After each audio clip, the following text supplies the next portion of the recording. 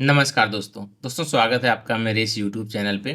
और आज के इस वीडियो में हम बात करेंगे उज्जीवन स्मॉल फाइनेंस बैंक के बारे में।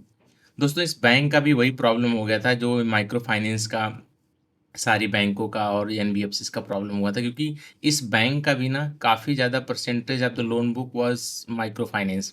तो यहाँ पे भी काफ़ी ज़्यादा इनका एनपीए वगैरह बढ़ गया था। लेकिन अब जो बैंक का फ़ोकस है ना, वो अपने अफ़ोर्डेबल हाउसिंग लोन और ये MSME loan, gold loan, car loan, यानी सिक्योर लोन बुक पे इनका फ़ोकस ज़्यादा है। बल्कि इन्होंने पिछले साल अपने सिक्योर लोन बुक को बहुत अच्छे तरीके से ग्रो किया है। 56% का ईयर ऑन ईयर बेसिस पे इन्होंने ग्रो किया है लोन बुक को। और अभी पूरे जो लोन है ना, जो इनका टोटल लोन बुक है, उसका 44% जो है इनका सिक्योर लोन है उसमें। तो बैंक का अब यही कहना है कि हम आने वाले टाइम में हम इसको और अच्छे तरीके से ग्रो करेंगे। माइक्रो फाइनेंस को उल्टा इन्होंने डी-ग्रो किया है। माइक्रो फाइनेंस में इन्होंने लोन बहुत कम दिया है। लेकिन हाँ, ऐसा नहीं कि इन्होंने सिर्फ़ लोन को, मतलब ऐसा नहीं कि पूरी तरीके से ही लोन बंद कर दिया। उसमें भी इन्होंने सिर्फ़ इंडिविजुअल लोन को ज़्यादा वो भी लास्ट क्वार्टर में इन्होंने दिया है, क्योंकि क्या हो गया था कि जो ग्रुप लेंडिंग था, उसमें से कुछ ऐसे कस्टमर थे जो काफ़ी लॉयल थे, टाइमली पेमेंट देते थे, तो उनको इन्होंने क्वार्टर 4 में जाके उन्होंने काफ़ी ज़्यादा लोन डिसबर्स किया है। ऐसे कस्टमर को इन्होंने फ़िल्टर करके कि जिस कस्टमर ने टाइमली पेमेंट दिया है, तो उनको उनके पूरे पूरे अगर पूरा माइक्रो फाइनेंस में प्रॉब्लम थी, तो कम से कम इन कस्टमर को ये लोन दे सकते थे। तो उनको इन्होंने लोन दिया है।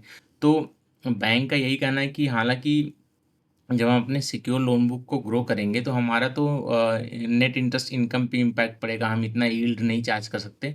लेकिन हम जो दूसरे प्रोडक्ट पे हम फ़ोकस करेंगे, जैसे ये गोल्ड लोन वगैरह हो गया, तो इस पे हम फ़ोकस करेंगे, इसमें हमें रिटर्न्स भी अच्छा मिलता है और प्लस इसमें जो है ना कि हमारा हम एक तरीके से सिक्योर भी होता है।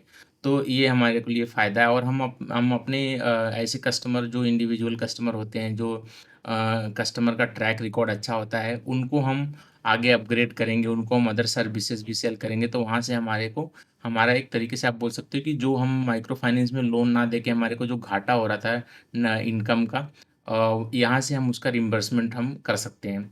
तो ये बैंक का कहना था दोस्तों। बाकी बैंक में एक और पॉज़िटिव चीज़ हो सकती है आने वाले टाइम में, जिसके लिए उन्होंने ऑलरेडी एक एप्लीकेशन फ़ाइल कर दिया है आरबीआई को कि इनको यूनिवर्सल बैंक बना दिया जाए। यूनिवर्सल बैंक बन जाएँगे तो वही जैसे हमारा एचडीएफसी जो प्राइमरी बैंक है हमारी, एचडीएफसी हो गई, आईसीआईसीआई, एक्सिस बैंक, तो ये भी एक उनके जैसा एक मतलब ऑपरेट कर पाएगा।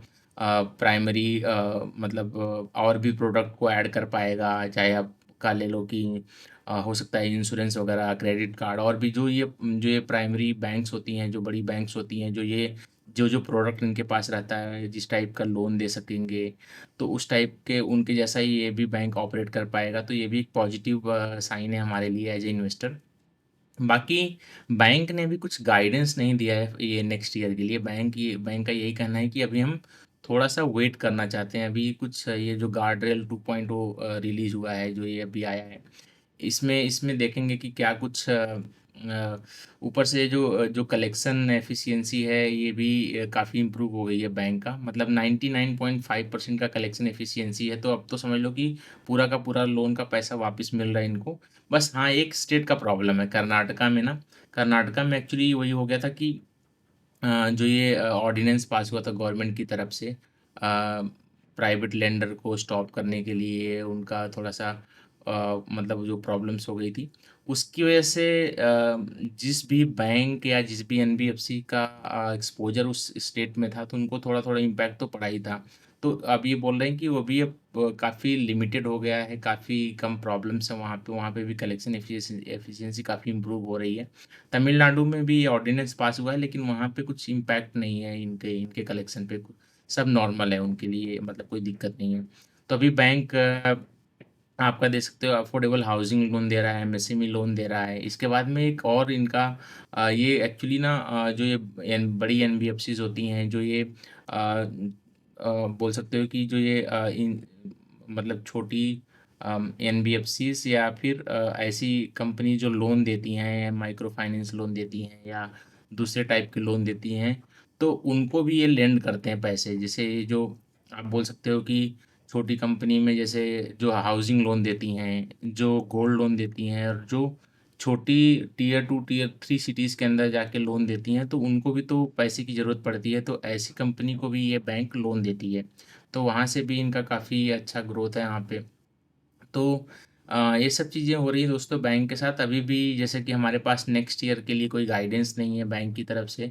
उनका यही कहना है कि हम क्वार्टर 1 तक वेट करना चाहते हैं। अभी जो फाइनेंशियल ईयर क्वार्टर 1 का रिज़ल्ट आएगा, तो हो सकता है इसमें भी ये कुछ खुल के बता सके कि किस तरीके से, किस डायरेक्शन में बैंक जा रहा है आगे। क्या कुछ स्टेप ले रहा है आगे, क्या कुछ लोन बुक का ग्रो किस तरीके से करेगा, कितना इनका एसेट क्वालिटी क्या मेंटेन कर पाएँगे, इनका वही आरओई का नंबर किधर जाएगा। तो ये सब का क्लियरेंस हमें हो सकता है इस क्वार्टर में हमें मिले, क्योंकि बैंक का यही कहना है कि अभी हम थोड़ा-सा ऑब्ज़र्व कर रहे हैं चीज़ों की कि और किस डायरेक्शन में चीज़ें हो रही हैं।